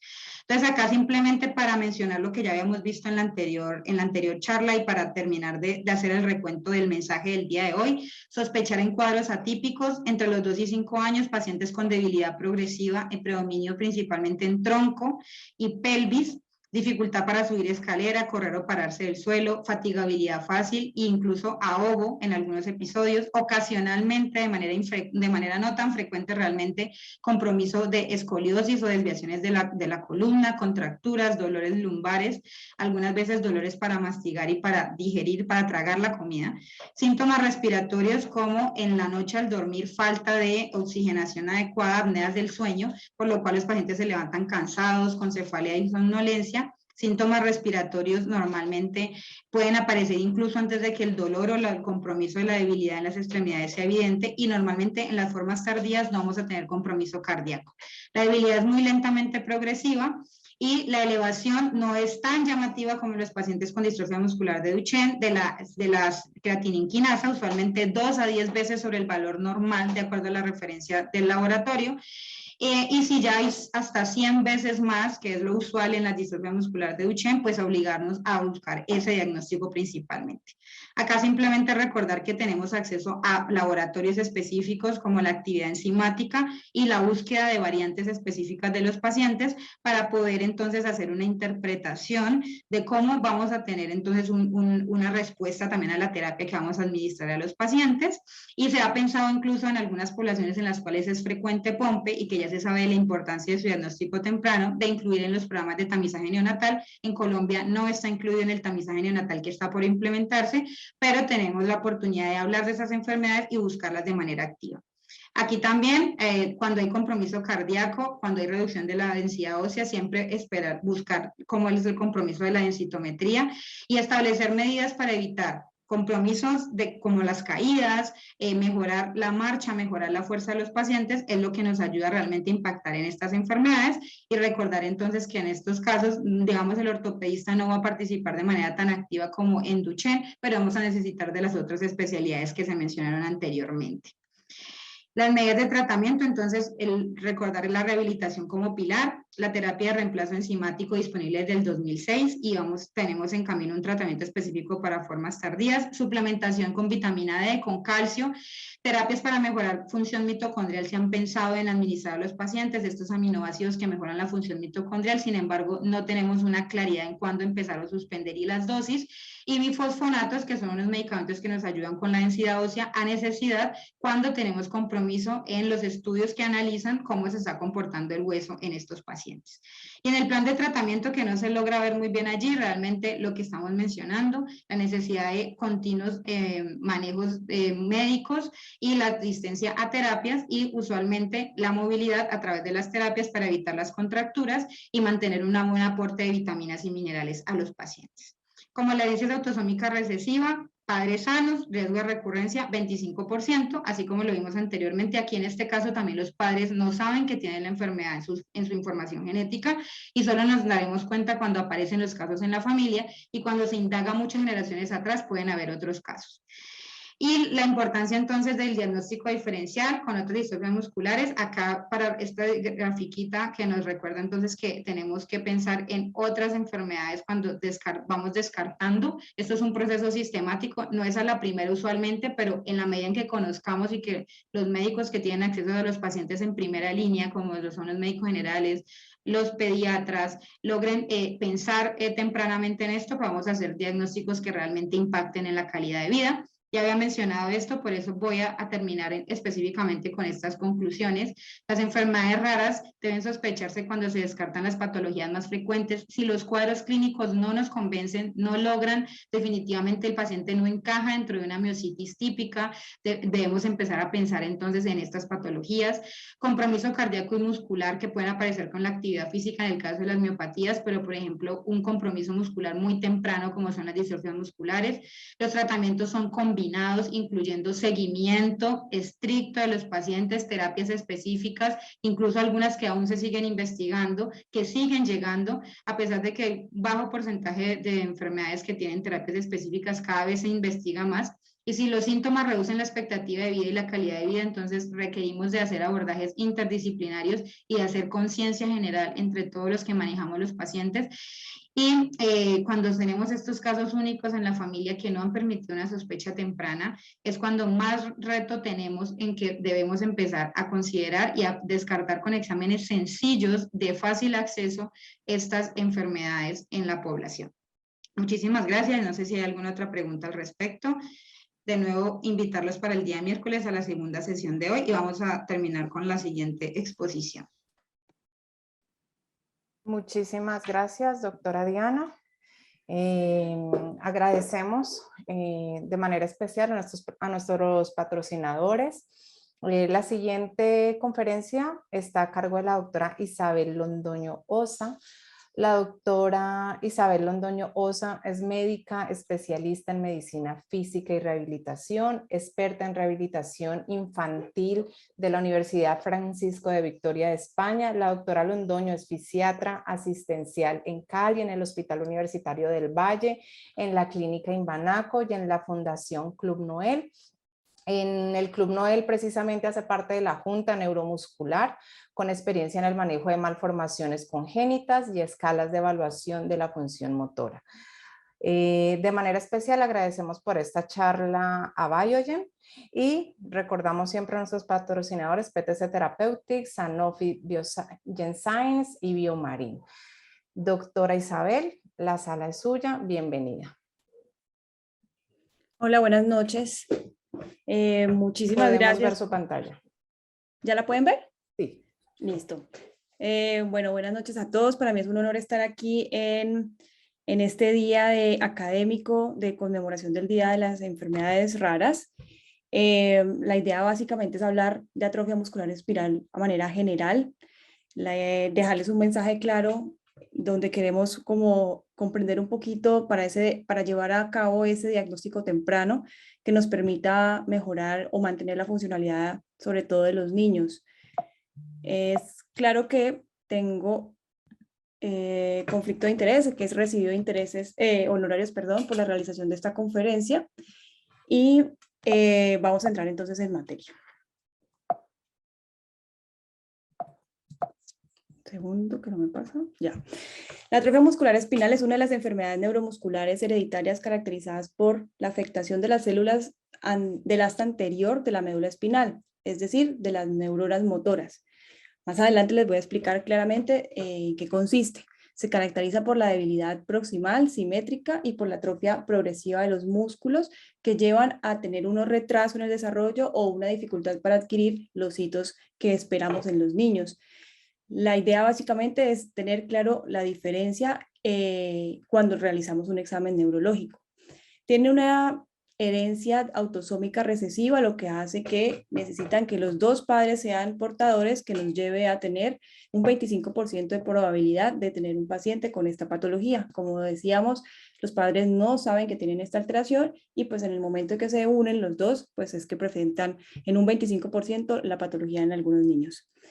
Es caracterizada por la ausencia del gen SMN1 que está localizado en el cromosoma 5 y es el que nos va a llevar a una alteración en esa proteína del mismo nombre, SMN, y que va a llevar a una alteración en la formación de la motoneurona. Tenemos una prevalencia de 1 en 60.000 y una incidencia anual de 1 en 11.000, lo que hace que es una patología que nos va a llevar a tener la necesidad de tener claramente un reconocimiento para poder lograr hacer un tratamiento y pues como ven, pues dentro de las raras no es tan rara y pues de alguna manera necesitamos hacer ese diagnóstico temprano porque genera mucha morbimortalidad en la población pediátrica. Entonces, pues aquí un poquito de genética. Sabemos que hay un cromosoma heredado del padre, un cromosoma heredado de la madre. Este es el cromosoma 5, que es donde está el gen que nos va a llevar a esa proteína, que es el SMN1 y el SMN2, que va a tener un trabajo muy protagónico en el proceso del manejo de esta patología. Entonces, cuando tenemos el gen heredado del padre y el gen heredado de la madre, pues vamos a tener dentro de la normalidad una motoneurona que tiene toda su expresión normal y que nos va a llevar a una contracción claramente de ese músculo en esa unión neuromuscular que todos pues conocemos. Esa unión neuromuscular, pues al estar funcionando bien, va a permitir que ese músculo se contraiga, permita el movimiento, permita el desplazamiento, permita la postura y que nos lleve básicamente a lograr todos los hitos del desarrollo o a mantenerlos. ¿Qué pasa entonces en la atrofia muscular espinal? Pues bueno, primero tenemos que saber que cuando está una persona sana, tenemos que el SMN1 nos va a generar una proteína que es el SMN y que nos va a permitir que sea un 100% de longitud completa. El SMN2, que también nos permite formar algo de esa proteína de longitud completa, pues nos va a dar solamente un 10%, lo que hace que, pues, al tener un SMN1 bien, sin problemas, sin alteración, sin mutación, vamos a tener una proteína que nos va a llevar a formar una buena motoneurona. En atrofia muscular espinal no tenemos ese SMN1 y eso nos va a llevar que ese 100% de proteína completa, longitud completa, no lo vayamos a tener y estamos dependiendo de ese SMN2 que nos va a generar ese 10%, que obviamente no es suficiente para generar una buena unión neuromuscular y una buena contracción muscular. Entonces tenemos una motoneurona, digamos, débil, que nos va a llevar a un músculo que definitivamente no va a ser muy funcional. ¿Esto qué pasa? Para que entender un poquito que cuando se genera el RNA, mensajero, hay una alteración o una exclusión del exón 7, como lo pueden ver acá, y eso hace que cuando tenemos todavía el exón 7 se puede formar una proteína, pero si ya no lo tenemos, pues la proteína que se forma no es una proteína funcional, no es una proteína completa. Entonces es bien importante saber que tenemos que mantener ese exón 7 para lograr, como vemos acá en SMN1, esa proteína completamente formada. ¿Qué es importante aquí con la atrofia muscular espinal? Es reconocer esos signos y síntomas que nos llevan a tener una sospecha de esta enfermedad, porque entre más rápido, como todas las enfermedades neuromusculares, podemos determinar claramente el diagnóstico, vamos a tener más posibilidades de mantener esa funcionalidad. Entonces, esta la idea, es que nosotros salgamos de esta charla conociendo un poquito cómo debemos saber y cómo debemos reconocer esos síntomas o signos que nos pueden llevar a ese diagnóstico, porque nadie ve o busca lo que no conoce. No sé si les ha pasado que cuando van a una charla y salen de la charla, a los días aparecen pacientes de la misma patología que se tuvo la charla, porque uno se sensibiliza.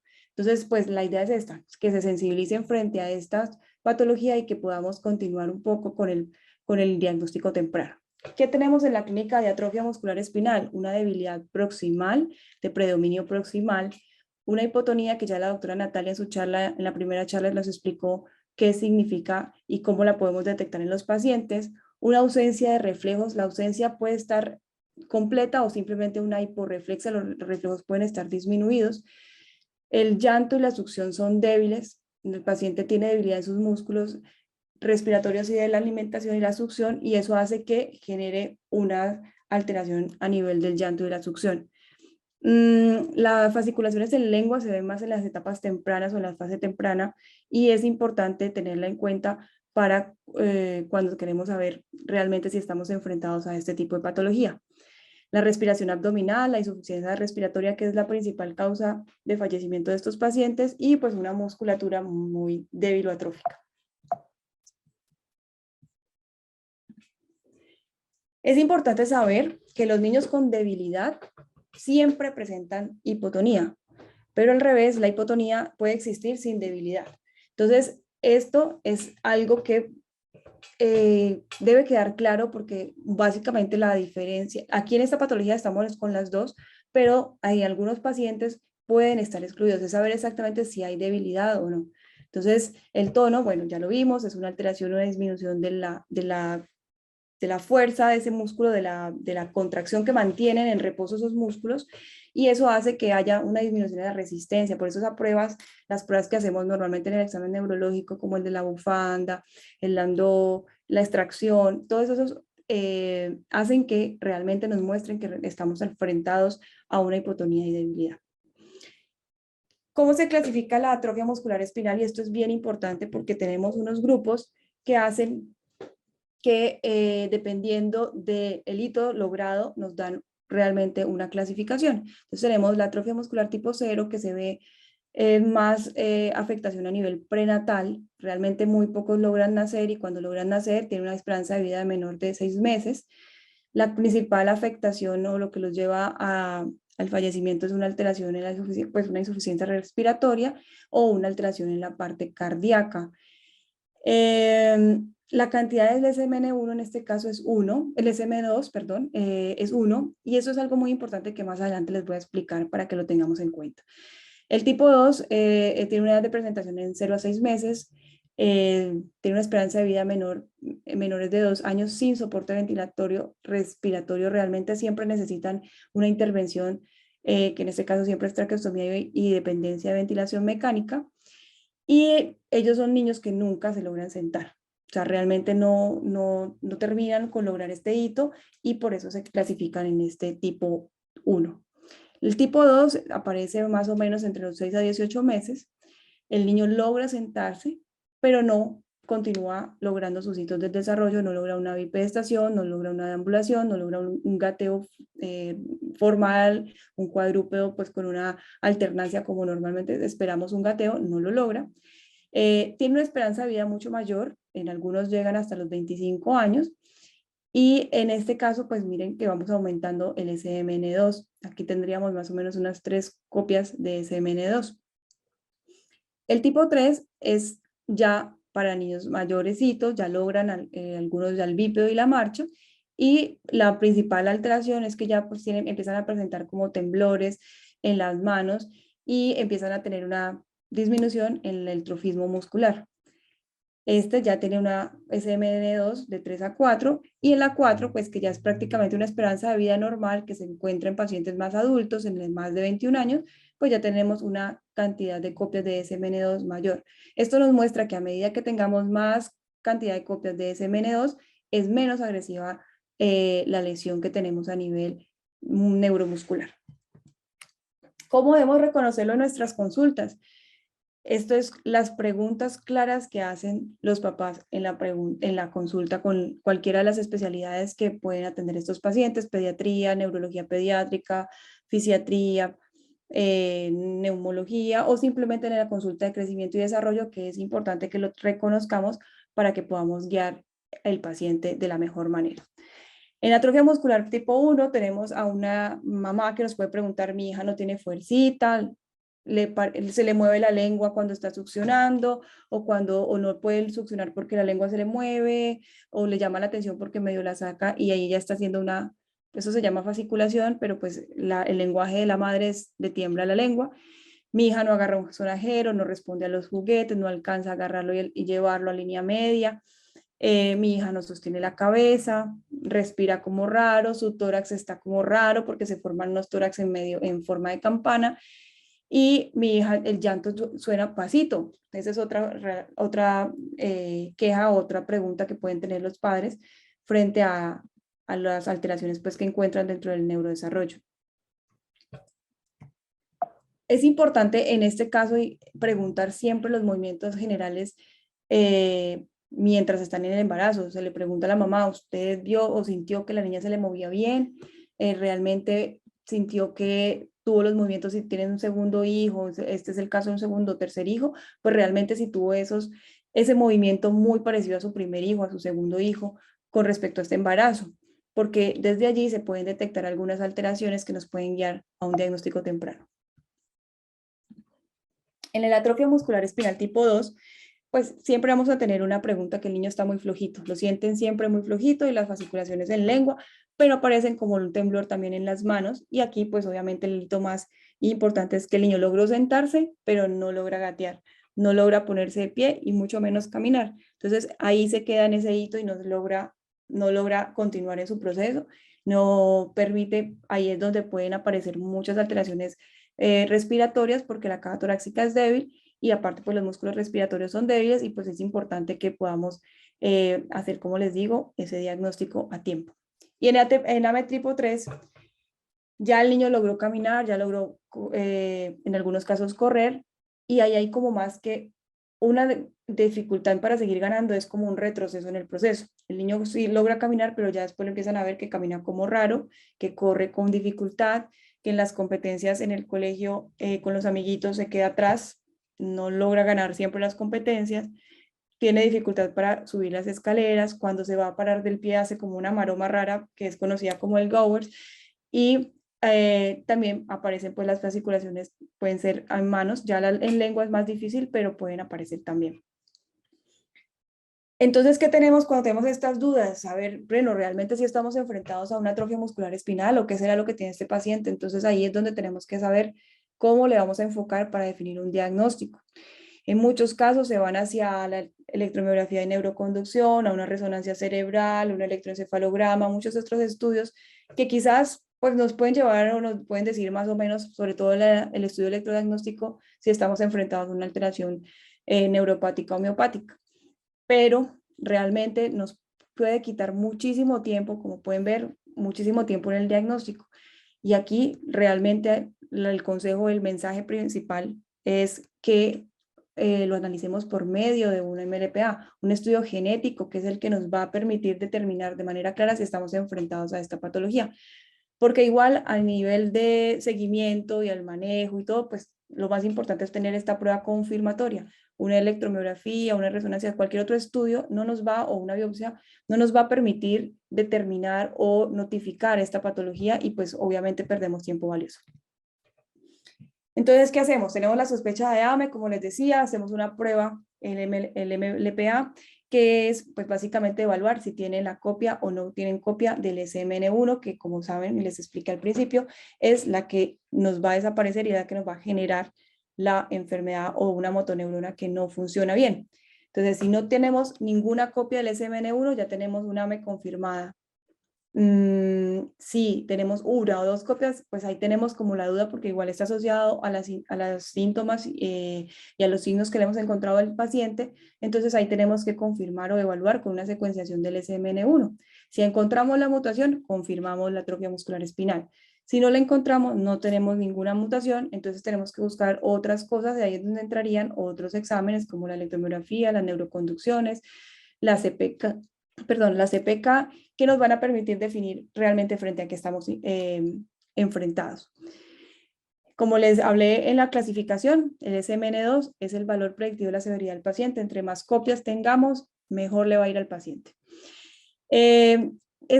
Nosotros, pues, con atrofia muscular espinal también contamos con una prueba por medio de un laboratorio, por medio de una fundación en la que se puede hacer el MLPA sin ningún costo. Se diligencia un formato que les voy a compartir por el chat o de pronto a sus correos para que puedan tener el acceso a ese formato y lo puedan, si tienen alguna sospecha, comunicarse con el laboratorio y hacer esa prueba a tiempo, porque pues a veces por el sistema de salud nos demoramos un poco y pues aquí el tiempo es oro. ¿Qué vamos a hacer después de que listo, tenemos un paciente con atrofia muscular espinal, ya la tenemos definido por la MLPA? Primero tenemos que notificarlo. Es importante esta notificación al CIVIGILA de enfermedades huérfanas o raras porque esto también es algo que solicita no solamente la EPS, sino también los diferentes lineamientos de manejo de las diferentes patologías.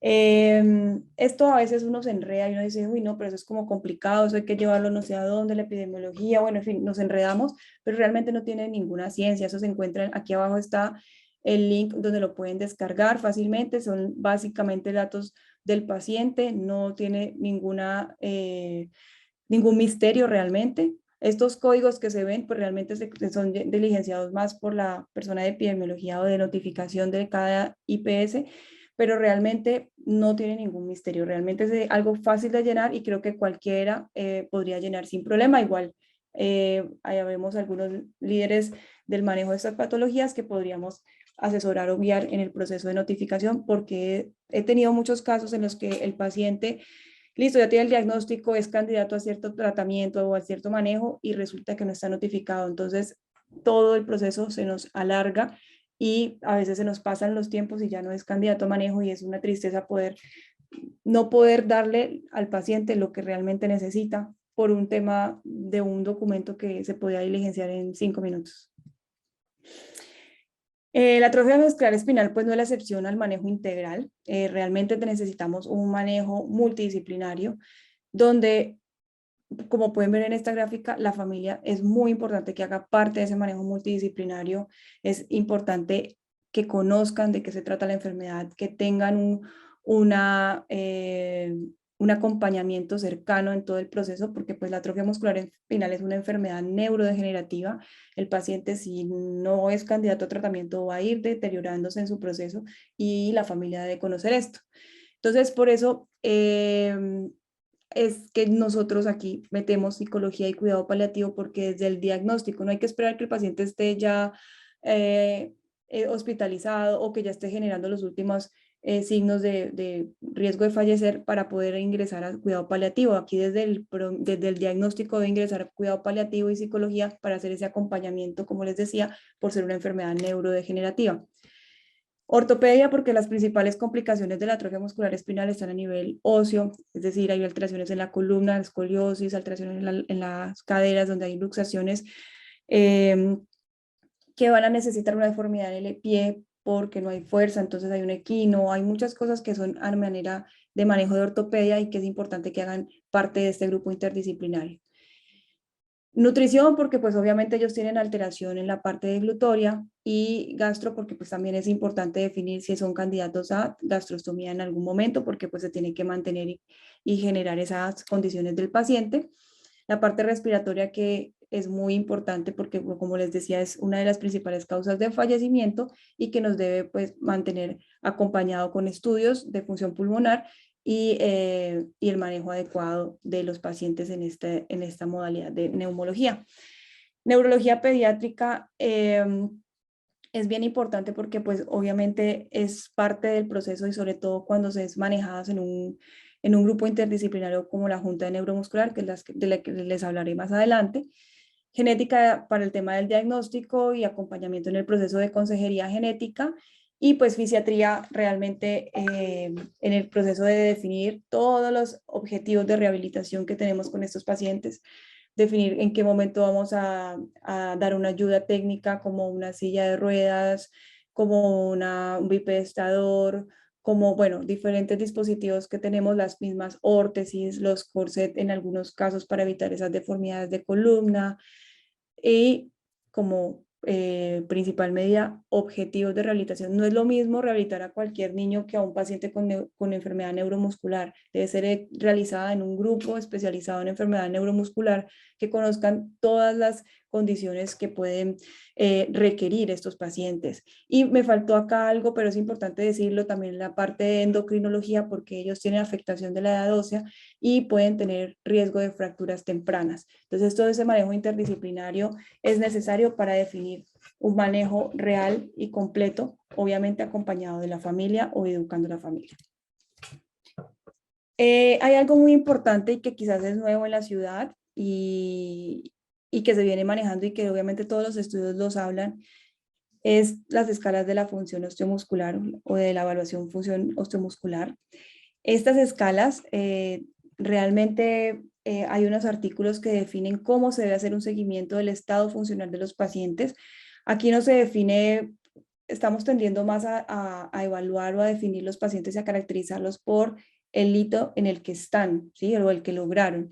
Entonces, por ejemplo, en este momento tenemos que los pacientes que no se sientan, se le hacen unas escalas especiales, que es el SHOP-INTEN y el HINE, que es un examen neurológico. A los que logran sentarse se les hace la Hammersmith expandida, el RUM, que es un módulo de miembro superior para definir cómo está su habilidad en las manos, que se relaciona estrechamente con la función pulmonar, y el MFM, que también nos habla en diferentes dominios, que nos dice realmente en qué estado está y cómo se ha mantenido o cómo se puede estar afectando el paciente dentro de su funcionalidad, para definir en qué momento vamos a ordenar ayudas, en qué momento vamos a definir estudios adicionales, y todo pues acompañado de estas escalas que hacen parte de los lineamientos de los que les hablaré más adelante. Y los que caminan, realmente se les hace una test de caminata en 6 minutos, en el módulo de miembro superior, el RULM, y la Hammersmith expandida, que obviamente nos va a definir un punto de partida y un seguimiento para definir cómo se nos va deteriorando, o si al contrario, gracias a los manejos que hay, tanto medicamentosos como no medicamentosos, nos va a mantener la función del paciente. Estas escalas funcionales tienen un CUPS, existe dentro del PBS, el CUPS es 930401, realmente el título o el CUPS como tal es Evaluación de la Función Osteomuscular. En la ciudad de Cali la estamos realizando de manera interdisciplinaria y bien coordinada con un equipo que ha sido capacitado en estas pruebas en el Club Nobel. Y bueno, la idea es que podamos hacer cada vez más esas escalas a los niños y podamos tenerlos caracterizados y de una manera objetiva seguidos en su funcionalidad. Existe unas pruebas, un tratamiento basado básicamente en 3 tipos de medicamento.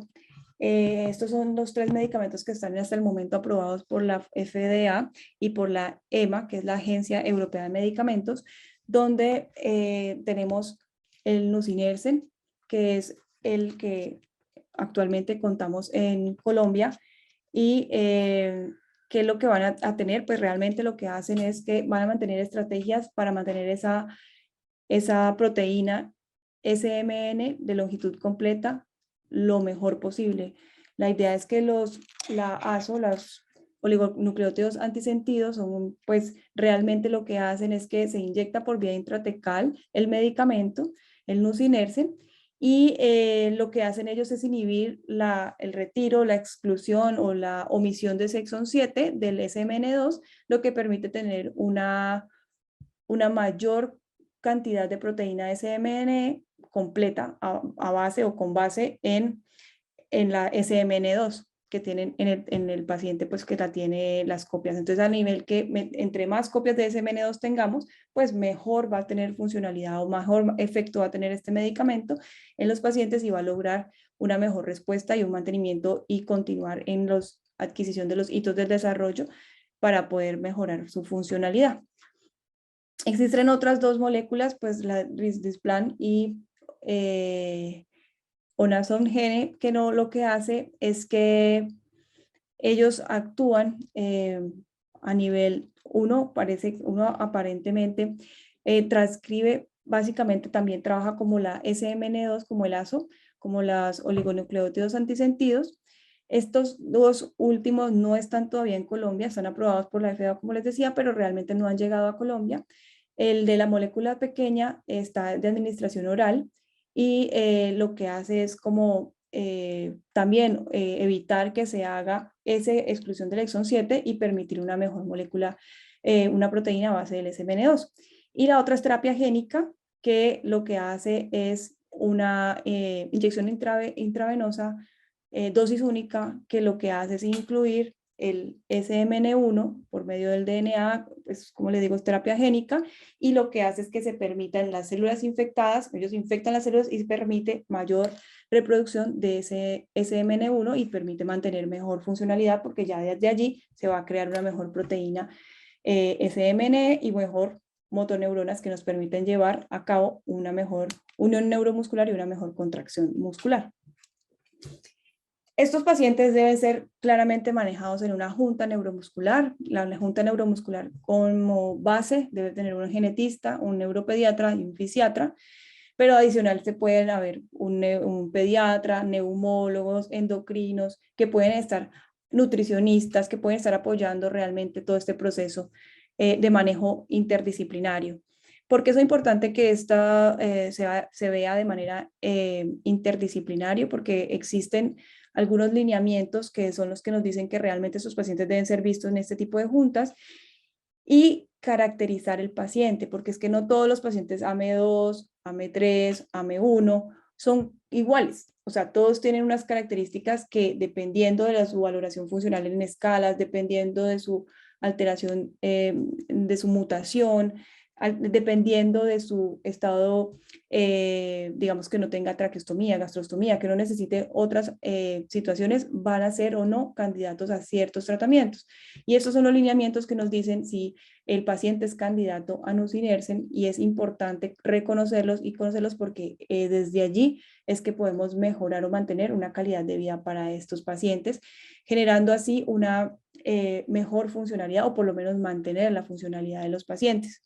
Es claro que esos lineamientos se basan en la evaluación funcional, en la parte del el tipo de atrofia muscular espinal que tienen, en las alteraciones físicas que tengan que no genere, digamos, una contraindicación para el tratamiento intratecal, y pues es importante que lo reconozcamos, sepamos que existe y que la Junta Neuromuscular también tiene un CUPS que tiene que hace parte del PBS, que no es necesario hacer maromas para poder generar una junta, simplemente consolidarla, tener los especialistas indicados y poder desarrollar ese manejo integral del paciente. Bueno, para llevar a casa, quiero dejarles que siempre cuando tengan un paciente con hipotonía, un retraso en el desarrollo, arreflexia, fasciculaciones, que no tuvo unos buenos movimientos generales tanto en el embarazo, en la parte prenatal como en el postnatal, sospechar esta enfermedad y poder aprovechar estas oportunidades que tenemos con la Fundación de Laboratorios y poder determinar si tiene el diagnóstico y hacer una intervención temprana. El estudio ideal es el MLPA. Luego de tener una confirmación diagnóstica del tratamiento de la patología, es importante notificar al Civigila. De verdad, en este paso perdemos tiempo valiosísimo. No hay que tenerle miedo a esa notificación. Es fácil, realmente son datos básicos que están en la historia clínica, no es que hay que ir a hacer maromas, no, realmente es fácil notificar y siempre tratar, no esperar a es que el genetista le notifica, es que el neurólogo le notifica, no, el que tenga el resultado a mano y no le hayan notificado, por favor, notifique lo que eso realmente nos ayuda en el proceso y pues le estamos ayudando al paciente finalmente.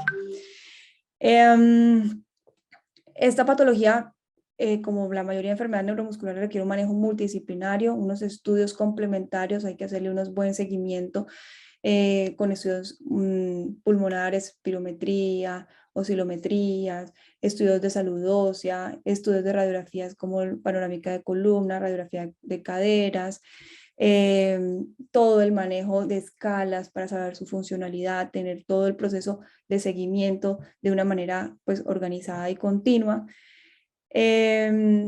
definir esa remisión, esa junta de enfermedades neuromusculares, porque esos deben ser valorados y seguidos también en una junta de enfermedades neuromusculares interdisciplinaria, y conocer que realmente pues para estas enfermedades tan catastróficas, tan agresivas, de aparición tan temprana, que a medida que más temprano aparece, pues mayor complicaciones genera, es importante saber que existen tratamientos y que esos tratamientos tienen unas condiciones ideales para un paciente ideal, y pues que hay que saber reconocer ese paciente ideal de una manera temprana para poder lograr esa respuesta adecuada y ese mantenimiento de la funcionalidad del paciente. Y obviamente pues a largo plazo mejorar un poco las condiciones familiares. Eso es todo lo que quería contarles. No sé si tengan alguna pregunta.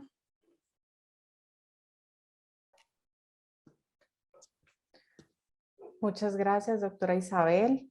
De paso, confirmar que el formato que usted mencionaba para el diagnóstico de AME se les va a compartir a los asistentes por correo electrónico. No es posible adjuntarlo aquí por el chat. Entonces se los vamos a compartir a todos. No veo preguntas. Bueno, las que ha habido ya las han ido respondiendo los conferencistas en el chat. De todas formas, recuerden que estamos a disposición. Las doctoras han dejado su correo electrónico frente a cualquier inquietud que tengan, cualquier consulta adicional, discusión de algún paciente, con muchísimo gusto. Me dicen que hay una pregunta. Doctora, una pregunta. ¿Cuáles son los tiempos de desarrollo en un paciente con hidrocefalia y prematurez extrema con respecto al lenguaje y a la parte motriz?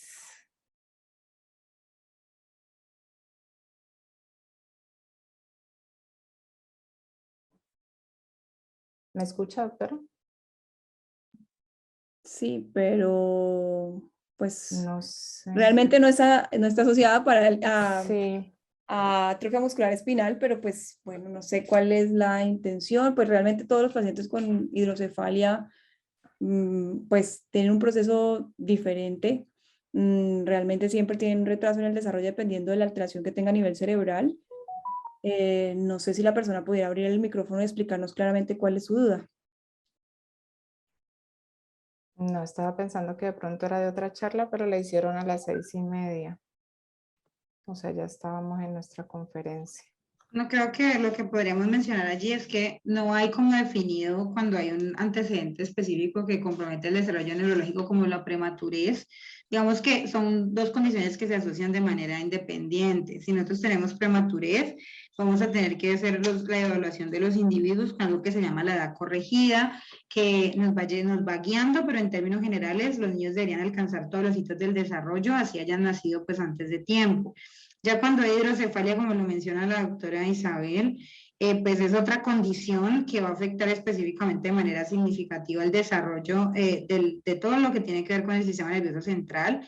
Hay diferentes grados de hidrocefalia. Hay hidrocefalias que no necesitan intervenciones quirúrgicas, otras que sí. Hay hidrocefalias aisladas en las que solamente tenemos esa manifestación y otras hidrocefalias que son con compromiso sistémico asociado a otras malformaciones en el cuerpo o a otro tipo de compromisos. Entonces, no hay como una guía que nos diga a nosotros, sí, entonces porque tiene hidrocefalia, vamos a esperar que haga los hitos del desarrollo en otro momento, pero es importante tener en cuenta que todo compromiso del sistema nervioso central puede dejar unas secuelas neurológicas y hacer que los pacientes no evolucionen dentro de los hitos del desarrollo que mencionó la doctora Natera al principio, que son como el referente para nosotros en un paciente que tiene un nacimiento sin complicaciones y no tiene otras malformaciones u otros compromisos adicionales.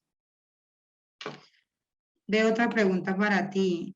Doctora, ¿qué escalas se le piden al paciente según la edad para ver si es candidato a la terapia en atrofia muscular espinal?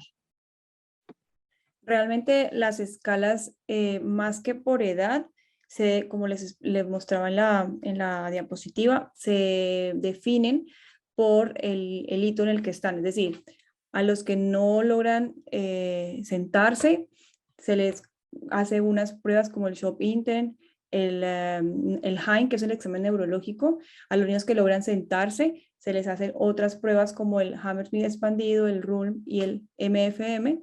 Y a los que ya caminan, se les hace, o que logran caminar todavía, se les hace el test de caminata en 6 minutos, el RULM y el Hammersmith expandido. O sea, es más que por edad, es dependiendo de la funcionalidad que ha tenido en el momento, o sea, que tiene en el momento. Gracias, doctora. También hay una pregunta que hace referencia, dice, ¿en la terapia génica se da un alcance de SMN1 en las regiones del cromosoma faltante? Lo que se hace con la terapia génica es que eso se hace por medio de un virus. El virus va con el SMN1 y lo que hace es infectar unas células y generar esa replicación de ese SMN1 que nos va a llevar a una formación de una proteína SMN y así una formación de una motoneurona funcional, ¿ya? Entonces la idea es como más es generar como esa infección por medio del DNA combinante, pues una buena funcionalidad de la proteína por medio del SMN1, sí. Nos proponen, dice, propongo analizar también el enfoque bioético en los pacientes en próximos conversatorios, ¿cierto? Es muy importante, es más, bioética está considerada que puede participar en todas estas juntas como apoyo precisamente para tanto para médicos como para pacientes, ¿no? De acuerdo, es muy importante. Listo. Eso está por ahora. Doctoras, yo les quiero agradecer muchísimo por su participación, por sus conferencias, recordarles a todos que el próximo miércoles, es decir, pasado mañana, tenemos la segunda parte y cierre de este evento, donde lo vamos a dedicar principalmente a hablar de enfermedades del depósito lisosomal. Están todos bienvenidos. Les agradezco a nuestros patrocinadores y recordarles también que estas conferencias van a quedar grabadas y aproximadamente en una semana disponibles en el portal web de nuestra institución del Centro Médico Inbanaco. Muchísimas gracias a todos y espero que pasen una feliz noche. Muchas gracias. Hasta luego, muchas gracias. Muchas gracias, que esté muy bien.